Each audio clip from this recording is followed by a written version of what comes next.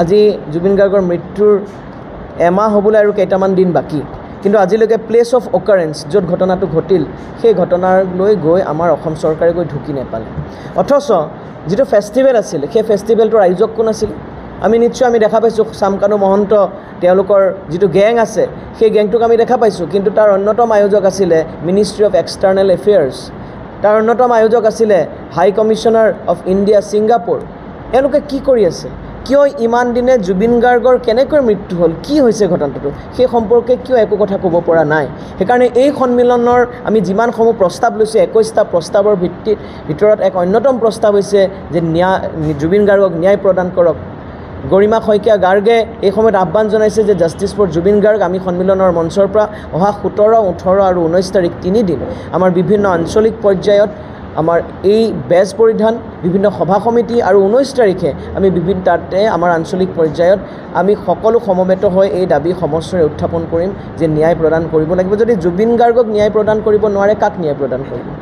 জুবিন গাৰ্গে সদায় এটা কথা কৈ আছিলে যে তেওঁ একতাৰ দোলেৰে সমগ্ৰ অসমখনক বান্ধিব বিচাৰিছিল, জাতি ধৰ্ম বৰ্ণ নিৰ্বিশেষে সকলোকে ঐক্যবদ্ধ কৰিব বিচাৰিছিল, আৰু তেওঁৰ মৃত্যুৰ সময়ত তেওঁ সেই ক্ষেত্ৰত একেবাৰে সফল হ'ল। সকলোকে একতাৰে দোলেৰে বান্ধিলে। যিখন অসম কেইদিনমানৰ আগলৈকে বিভিন্ন সাম্প্ৰদায়িক কথা বতৰাত একেবাৰে লুতুৰি পুতুৰি হৈ আছিল, আমাৰ বিষবাষ্প চাৰিওফালে বিয়পি আছিল সাম্প্ৰদায়িক বিষবাষ্প, সেই অসমখনক একতাৰ দোলেৰে বান্ধিলে জুবিন গাৰ্গ।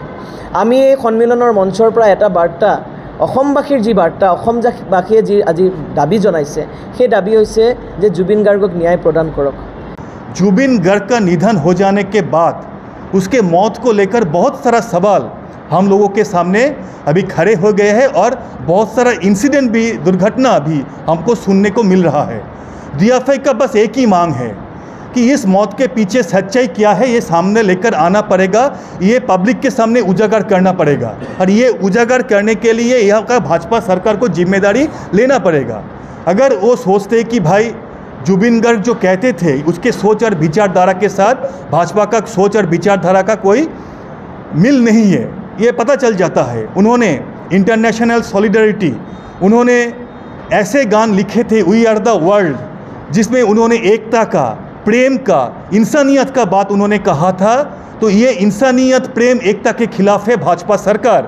तो अगर भाजपा सरकार चाहते हैं कि भाई हम जुबिन गर्ग के मौत को लेकर जो इन्वेस्टिगेशन होना चाहिए वो ठीक तरीके से नहीं करेंगे, तो हम ये कहना चाहते हैं कि DYFI आसाम के आम लोगों को लेकर, आम युवाओं को लेकर आगे जाके ये लड़ाई और तेज करेगा।